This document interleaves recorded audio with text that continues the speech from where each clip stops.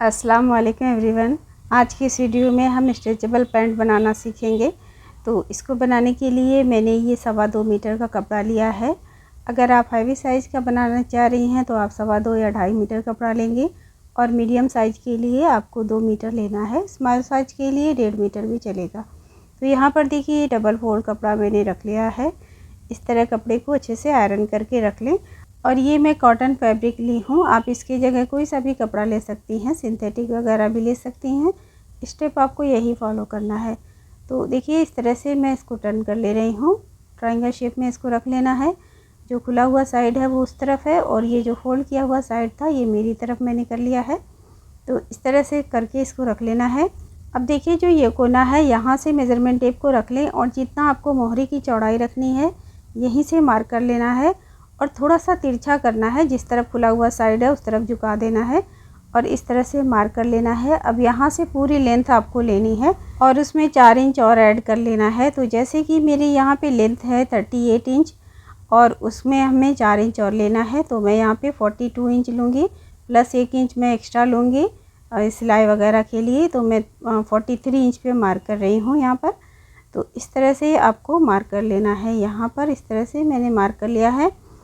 अब लेना है आपको आपके हिप का साइज़, जो भी आपका हिप राउंड का साइज़ है उसको 4 से डिवाइड कर लीजिए और उसके बाद उसमें जो भी आंसर आएगा उसमें 2 या 3 इंच लूजिंग ऐड करना है। अगर आपको फिट पहनना है तो आपको 2 इंच लूजिंग ऐड करना है और थोड़ा लूज़ पहनना है तो 3 इंच। अब जैसे कि मेरा हिप का साइज़ है 48 इंचेस, तो मैं उसको अगर 4 से डिवाइड करूँगी तो आंसर 12 आएगा।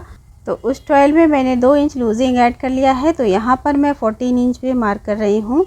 अब जितना आपने अपने वेस्ट का साइज़ लिया है उतना ही क्रॉच एरिया भी लेना है, लेकिन यहाँ पे हमने ऊपर 2 इंच नहीं छोड़ा था बेल्ट के लिए, तो इसलिए 2 इंच और ऐड करेंगे। तो यहाँ पे मैं 16 इंच पे मार्क कर ले रही हूँ। तो इस हिसाब से कर लें, ऊपर आपने 2 इंच छोड़ देना है बेल्ट के लिए। तो जैसे कि मुझे क्रॉच एरिया लेना था 14 इंच, तो मैंने उसमें 2 इंच एक्स्ट्रा ऐड किया है ऊपर फोल्ड करने के लिए। तो इसको आपने ख्याल रखना है। तो यहाँ पर देखिए 2 इंच मैं आगे की तरफ बढ़ाऊँगी, इस तरह से 2 से 2.5 इंच ले सकते हैं। यहाँ पे इस तरह से गोलाई दे देनी है। अब देखिए जो हमने ये मार्किंग कर ली है इसको इस स्केल की हेल्प से मिला लेंगे। जो हमने बॉटम में लाइन बनाई थी वहाँ से इस तरह से मिला लेना है। तो इस तरह से आप मेज़रमेंट टेप अगर है तो उससे भी आप कर सकती हैं। तो इसको मैं थोड़ा डार्क कर देती हूँ। अब ये देखिए जहाँ से हम बेल्ट को फोल्ड करेंगे यहाँ पे भी लाइन इस तरह से ड्रॉ कर लें, इसको कंप्लीट कर लेना है। अब ये जो हमने स्केल से यहाँ पे मार्किंग की थी ना, इसको देखिए ये इस तरह थी। अब इसको इस तरफ से पलट लेंगे और यहाँ से एक इस तरह से शेप बना लेंगे। ये मार्किंग करनी ज़रूरी होगी तभी आपकी पैंट परफेक्ट आएगी।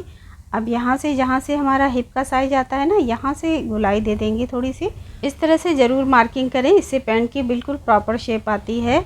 अभी हमने ये मार्किंग की है फ्रंट साइड की, अब हम बैक साइड के लिए करेंगे। तो यहाँ पर देखिए स्केल रख लें और जहाँ हमने क्रॉच एरिया बनाया था वहाँ से 2 इंच आगे की तरफ इस तरह से लाइन ड्रा कर लें ऊपर तक। तो मैं इसको भी थोड़ा सा डार्क कर देती हूँ। ये लाइट कलर का कपड़ा है तो आई थिंक विजिबल हो रहा होगा कि नहीं आपको।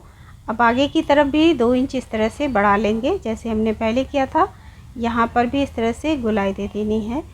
अब जो हमने स्केल ली थी उसको इस तरह से रखते हुए मार्किंग कर लेंगे नीचे तक।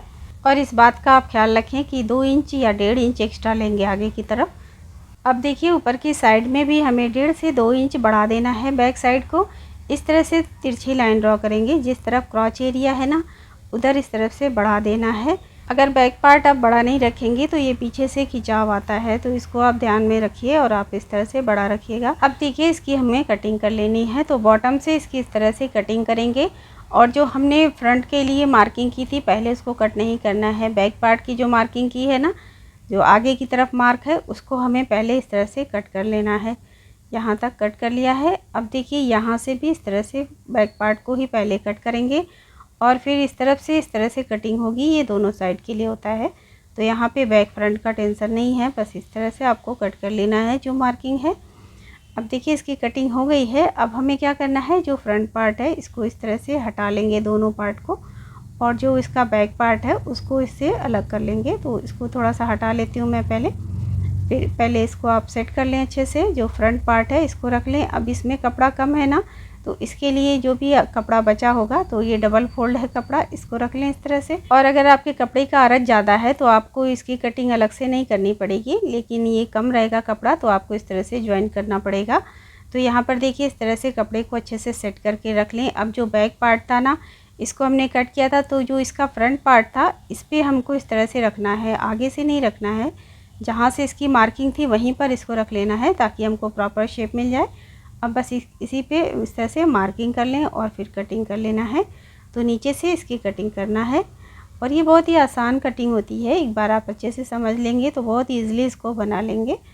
तो यहाँ पर देखिए इस तरह से इसकी कटिंग कर लेंगे ऊपर तक कपड़े के। तो यहाँ पे जो एक्स्ट्रा कपड़ा है हटा लेंगे। अब इधर से भी जो एक्स्ट्रा कपड़ा था इसको भी कट कर लेंगे बैक साइड से। अब देखिए कपड़े को इस तरह से फोल्ड कर लें हल्का सा, जितना हम सिलाई में लेंगे ना इस तरह से आ जाएगा इसमें। तो 1 इंच तक अंदर फोल्ड कर दें और जो कपड़ा एक्स्ट्रा था इसको कट कर लेंगे यहाँ से। अब ये प्रॉपर हो जाएगा। अब यहाँ से एक्स्ट्रा कपड़ा हटा लेंगे। तो ये देखिए इसका ये शेप मिल गया है कपड़े का। तो ये प्रिंटेड है, थोड़ा सा प्रिंट थोड़ी अलग हो गई है, लेकिन अगर प्लेन में आप बनाएंगे तो पता भी नहीं चलेगा। तो यहाँ पर देखिए इस तरह से टर्न करके इसको यहीं से जॉइन कर लेना है। आपने पिन रखना है और उसको इस तरह से सेट करके रख लेना है। सबसे पहले आपको इसकी सिलाई लगा लेनी है, यहाँ से इस तरह से पतली डबल सिलाई आप लगाएंगे इस पर। तो यहाँ पर देखिए मैंने इसकी सिलाई लगा ली है और अच्छे से आयरन भी कर दिया है। तो ये देखिए इस तरह से सेट हो गया है। ये दोनों फ्रंट पार्ट है, तो इसको इस तरह से एक दूसरे के ऊपर रख लेंगे और फिर इसके क्रॉच एरिए की सिलाई कर देंगे। तो यहाँ पर देखिए इस तरह से रख के अच्छे से इसके क्रॉच एरिए को सेट कर लें और बस यहाँ पे सिलाई लगानी है। और इसका जो बैक पार्ट है इसको भी इसी तरह सेट करके रख लें और फिर यहाँ पर भी सिलाई लगानी है। दोनों की क्रॉच एरिए को पहले आपने स्टिच कर लेना है और याद रखें डबल सिलाई लगानी होती है यहाँ पर। इसमें डबल सिलाई इसलिए ज़रूरी होता है क्योंकि जब बैक पार्ट पे हम बैठते हैं तो उस पर प्रेशर पड़ता है तो अक्सर सिलाई खुल जाती है। तो यहाँ पर देखिए इसकी जब सिलाई हो जाए तो बैक पार्ट को इस तरह से आपने सीधा करके रखना है और जो फ्रंट पार्ट है इसको उल्टी साइड में इस तरह से रख लेंगे।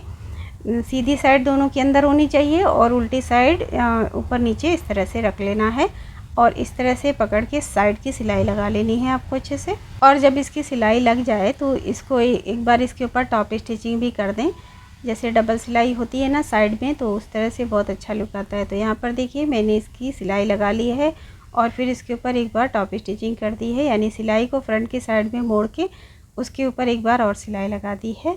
तो इस तरह से पैंट का लुक बहुत अच्छा आता है। अब इसकी मिड की सिलाई करेंगे और इसका जो बॉटम है ये फोल्ड करेंगे। तो चलिए इसको मैं आपको मशीन पे समझा देती हूँ कि इसे आपको करना कैसे है। और यहाँ पर एक बात ये कि मैंने इसको तिरछा इसलिए कट किया है क्योंकि जब हम इसको फोल्ड करते हैं और फिर यहाँ से अक्सर लोगों को खिंचाव आता है, तो अगर आप हल्का सा आधा इंच नीचे की तरफ झुका देंगे फिर इसकी सिलाई करेंगे ना, तो कभी भी इसमें खिंचाव नहीं आएगा, पैंट आपका ऊपर नहीं चढ़ेगा। तो आपने इस तरह से करना है चाहे आप किसी भी पैंट में बना रहे हों। तो अब देखिए यहाँ पर हम आ जाएंगे, जो हमारा आसन है ना इसको पहले मिलाएंगे, मिड से इसकी सिलाई लगाएंगे। अगर आप बिगिनर्स हैं तो आपके लिए बहुत ज़रूरी है। अगर आप मतलब सिलाई जानते हैं तो आप तो नीचे से भी लगा सकते हैं, लेकिन बिगिनर्स के लिए ज़रूरी है कि आपने मिड से लगाना है। अक्सर कपड़ा छोटा बड़ा नीचे की तरफ हो जाता है तो ऑप्शन रहता है कि आप उसको कम कर सकते हैं। तो यहाँ पर देखिए इस तरह से बीच से लॉक करते हुए सिलाई लगाएंगे और सिलाई लगाते हुए यहाँ तक जाएंगे। तो यहाँ पर मैंने कट लगा दिया था जहाँ फोल्ड करना है, इस तरह से आप मार्क कर लें। अब देखिए इसको ऐसे फोल्ड कर लेना है और जो कपड़ा है एक उस साइड में फोल्ड करेंगे और एक आगे की तरफ फोल्ड करेंगे। अब इस तरह से इस पर सिलाई लगा दें। तो ये बहुत अच्छी ट्रिक है, इससे क्या होता है बहुत फिनिशिंग सी आती है पैंट का जो हम फोल्डिंग करते हैं ना। तो यहाँ पे लॉक करते हुए इसको इस तरह से कंप्लीट कर लें। अब देखिए यहाँ से सिलाई हो गई, इसको भी आपने डबल सिलाई करना है, ये ज़रूरी होता है। तो अब देखिए इसको ऐसे जब सीधा करेंगे तो ये बहुत अच्छे से ये फोल्ड हो जाता है और काफ़ी इसमें फिनिशिंग सी भी आ जाती है। तो जो फोल्ड किया हुआ कपड़ा दिखता नहीं है कॉर्नर से। तो यहाँ पर देखिए इस तरह से फोल्ड करेंगे और यहाँ पे आपने याद रखना है तुरपाई लगानी है, क्योंकि ये ऑरेप कपड़ा है और स्ट्रेचेबल हो जाता है। अगर आप यहाँ पे सिलाई लगा देंगे तो ये इस तरह से ऑरेप जैसा हो जाएगा, यानी इसमें ढलान सी आ जाएगी, फिनिशिंग नहीं रहेगी। तो आपने इसमें तुरपाई लगानी है। तो अब हम दूसरा साइड इसका स्टिच कर लेते हैं। तो हमने जहाँ से मिड की सिलाई लगाई थी एक तरफ की, अब ये दूसरी साइड की भी यहाँ से सिलाई लगा लेंगे। तो इसी तरह से इसकी सिलाई आपको लगानी है। अगर आप बिगिनर्स हैं तो आपने नीचे से गोलाई देते हुए डायरेक्ट नहीं सिलना है। अब देखिए जब ये सिलाई यहाँ तक कंप्लीट हो जाएगी तो जहाँ पर हम फोल्ड करेंगे ना नीचे का बॉटम, वहाँ पे मार्क करें और फिर इसी तरह से उसको भी फोल्ड करना है। इस तरह से डबल फोल्ड कर लें और एक को बैक साइड में और एक को फ्रंट साइड में ऊपर आधा इंच फोल्ड करते हुए फिर यहाँ पे इस तरह से सिलाई कर लें। एक बार दो बार लॉक कर दें इसको और बस इसकी भी सिलाई हो गई है। अब इसको भी इस तरह से सीधा कर लेंगे तो देखिए इस तरह से काफ़ी फिनिशिंग से इसकी मोरी बन जाती है पैंट की। अब इसमें भी आपको तुरपाई लगानी है तो इन दोनों को हम बाद में करेंगे। तो अब हम पहले इसकी नेफे की सिलाई लगा लेते हैं। तो जो हमने 2 इंच लिया था ना ऊपर की तरफ, तो इसको देखिए आधा इंच अंदर फोल्ड करेंगे और 1.5 इंच तक इस तरह से फोल्ड करके इसके चारों तरफ की सिलाई लगा लेंगे और थोड़ा सा छोड़ देंगे इलास्टिक डालने के लिए। तो यहाँ पर देखिए मैंने इसकी सिलाई लगा ली है। ये बहुत ही इजी और सिंपल सिलाई होती है। इस तरह से फोल्ड करके स्टिच कर लेना है आपको और यहाँ पे 1.5 से 2 इंच आपने छोड़ देना है ताकि हम उसमें इलास्टिक को इंसर्ट कर सकें। अब इलास्टिक लेनी कितनी है, तो इलास्टिक आपको अपने कमर के साइज़ के हिसाब से लेनी है। जो भी आपके कमर का साइज़ है ना उससे 3 या 4 इंच आपको कम कर लेना है। तो जैसे यहाँ पे कमर का साइज़ 35 इंचेस है तो मैंने उसमें 4 इंच कम कर दिया है, तो 31 इंचेस मैंने लिया है इसकी लेंथ। अब यहाँ पे पिन की हेल्प से इसके अंदर इस तरह से नेफे में इंसर्ट कर देंगे और इसी तरह से घुमाते हुए दूसरी तरफ से इलास्टिक को निकाल लेंगे। तो यहाँ पर देखिए इसी तरह से इसको कर देना है और सेफ्टी पिन से बहुत ईजिली ये इंसर्ट हो जाती है। बाकी इस तरह से कर लेना है। तो यहाँ पर देखिए अब ये हो गया है। तो यहाँ दूसरी तरफ से निकाल लेंगे सेफ्टी पिन को। अब इसको इस तरह से रख लेंगे, इलास्टिक को अच्छे से लॉक कर देंगे इलास्टिक और फिर ये जो कपड़ा हमने छोड़ा था ना इसको इस तरह से फोल्ड करके यहाँ पे सिलाई कंप्लीट कर लेंगे। तो इसकी सिलाई देखिए इस तरह से हो गई है। अब इसको इस तरह से बना लें गेदर अच्छे से और फिर इसके मिड में एक सिलाई लगा लें। इससे क्या होता है कि इलास्टिक मुड़ती नहीं है पहनने में, वरना ये बार बार मुड़ जाती है। तो यहाँ पे देखिए बीच में इस तरह से सिलाई लगा लें। आप 1 से 2 बार भी लगा सकती हैं इसकी सिलाई, थोड़ी थोड़ी दूर पे छोड़ के इस तरह से दोनों हाथों से दोड़ा इलास्टिक को खींचते हुए इस पर सिलाई लगानी है तो ये प्रॉपर लग जाती है। अब यहाँ पे कंप्लीट हो गई है। अब सिलाई के बाद देखिए यहाँ पे इसको इस तरह से गेदर को इक्वल कर देना है। तो इस तरह से बहुत इजीली सिलाई लग जाती है। बीच में सिलाई लगा लेना ज़रूरी रहता है। अब देखिए जो इसका बॉटम था इसको भी इसी तरह से मैंने जैसे आपको बताया था इसको इस तरह से फोल्ड करके तुरपाई लगा लेनी है। फिर देखिए यहाँ पे इस तरह से कंप्लीट हो गई है, इलास्टिक भी लग गई है और जो इसका बॉटम था इसको भी मैंने तुरपाई करके फोल्ड कर लिया है इस तरह से। अगर आप इस स्टेप से पैंट को बनाएंगी तो काफ़ी स्ट्रेचेबल बनती है और ये पहनने में भी बहुत आरामदायक होती है। बिल्कुल रेडीमेड स्टाइल में जो पैंट आती है ना इस तरह से ये फ़ील होता है पहनने पे। तो आप लोग इसको ज़रूर ट्राई कीजिएगा और अपना फीडबैक भी मुझे दीजिएगा। तो आज की अगर ये वीडियो आपको पसंद आई है तो प्लीज़ एक लाइक ज़रूर कर दीजिएगा। चैनल पर नए हैं तो प्लीज़ चैनल को सब्सक्राइब कीजिए, बेल आइकन प्रेस कर लीजिए ताकि ये मेरी आने वाली हर नई वीडियो का नोटिफिकेशन आपको तुरंत मिल जाए। और अगर आप लोग फेसबुक पर देख रहे हैं तो प्लीज़ मेरे पेज को फॉलो कीजिए, वीडियो को लाइक और शेयर ज़रूर कीजिएगा। तो मैं मिलती हूँ आप लोगों से नेक्स्ट वीडियो में फिर से किसी नए टॉपिक के साथ। तब तक के लिए रखिए अपना खूब सारा ख्याल। अल्लाह हाफिज़ एंड बाय।